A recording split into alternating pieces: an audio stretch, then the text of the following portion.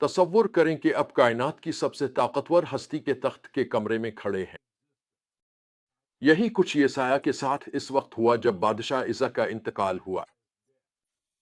खुदा के साथ ये गैर मामूली मुलाकात येसाया को एक आम इंसान से तारीख के सबसे बासर नबियों में से एक में बदल देती है। मरकजी पैगाम बिल्कुल वाज़ेह है। जब हम वाकई खुदा की पाकीज़गी का सामना करते हैं तो हमें अपनी गुनाहगारी का एहसास होता है। ये एहसास तब्दीली और मिशन की तरफ ले जाता है।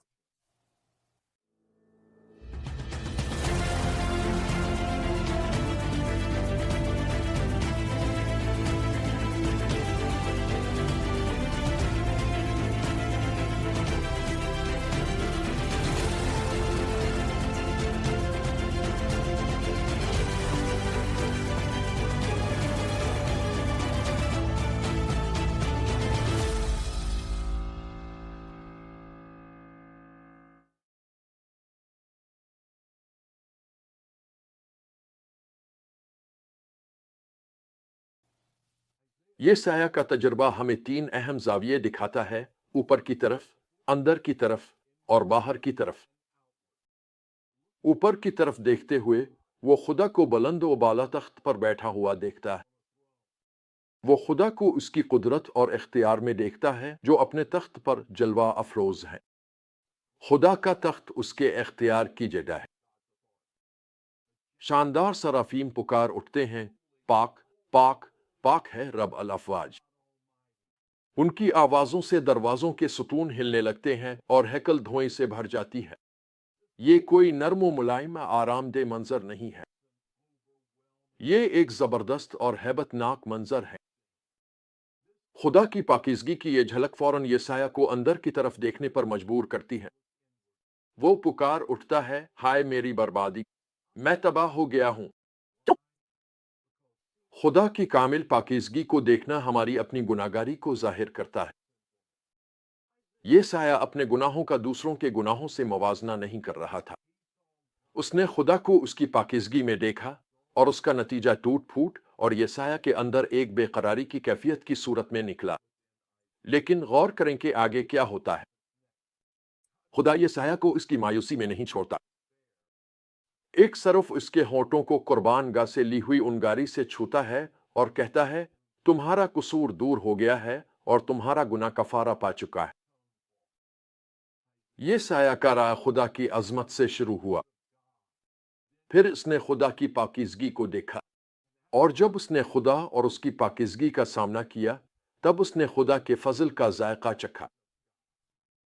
ओ वो मुआफ़ी की खुशी जो इसने महसूस की।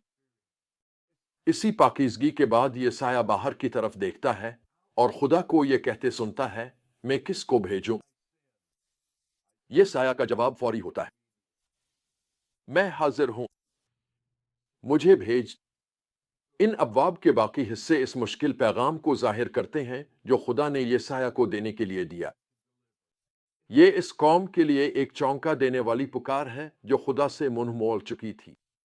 जैसे एक किसान अपने ताकिस्तान की देखभाल करता है, खुदा ने इसराइल को फलने फूलने के लिए हर मुमकिन कोशिश की, लेकिन अच्छे फल देने के बजाय उन्होंने बुरे फल दिए। ओ नाइंसाफी, जुल्म और बुत परस्ती। और अब वो येसाया को एक नया रुया देता है, लेकिन इस रुया के साथ एक जबरदस्त पैगाम भी आता है। खुदा का इल्जाम जो येसाया के जरिए आता है निहायत वाज़े और सख्त है। लोगों की इबादत महज एक खाली रस्म बन चुकी थी। बेमानी कुर्बानियां लाना बंद करो, खुदा फरमाता है। मैं तुम्हारी बेवकत मजलिसों को बर्दाश्त नहीं कर सकता। खुदा जो चाहता है वो है इंसाफ और रास्तबाजी। नेकी करना सीखो, इंसाफ तलाश करो, मजलूमों का दिफा करो, यतीमों का मुकदमा लड़ो, बेवाओं की फरियाद सुनो। ये साया मुआशरे के मुख्तलिफ तबकों का सामना करता है। वो दौलतमंद जो एक घर को दूसरे से जोड़ते हैं और खेत को खेत से मिलाते हैं यहां तक कि कोई जगह बाकी नहीं रहती, और ये सब दूसरों की कीमत पर जमा करते हैं।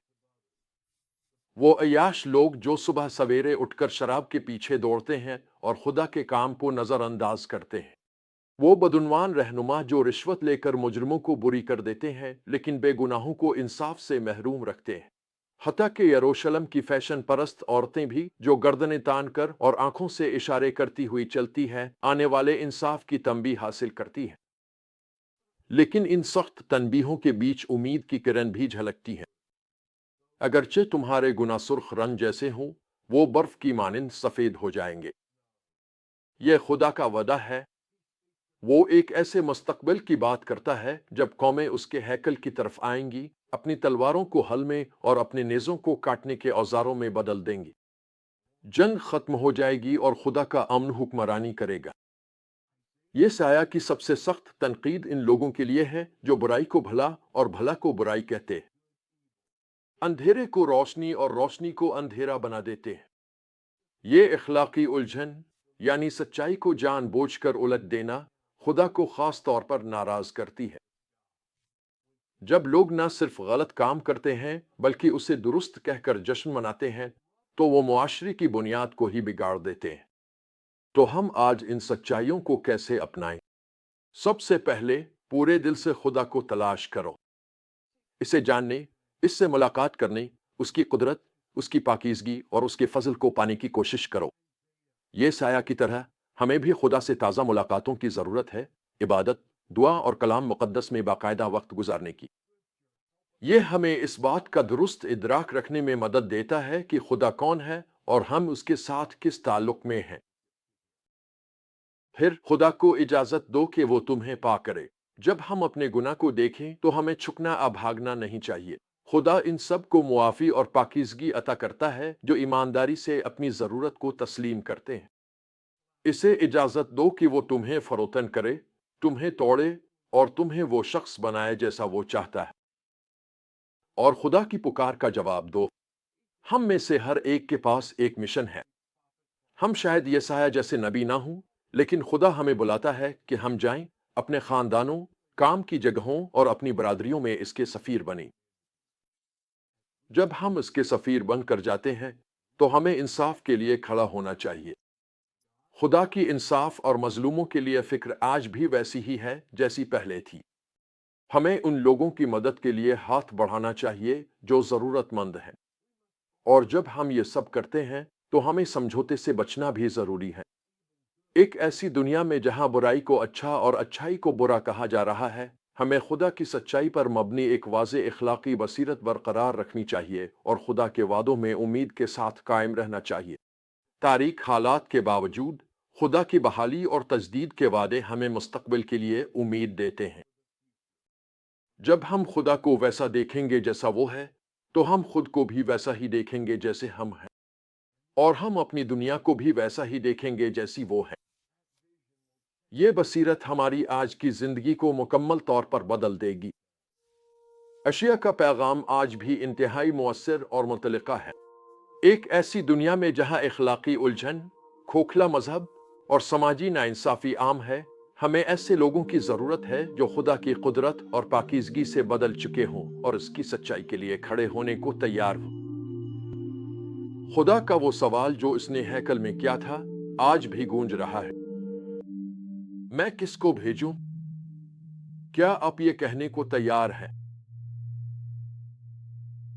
ये रहा मैं, मुझे भेज।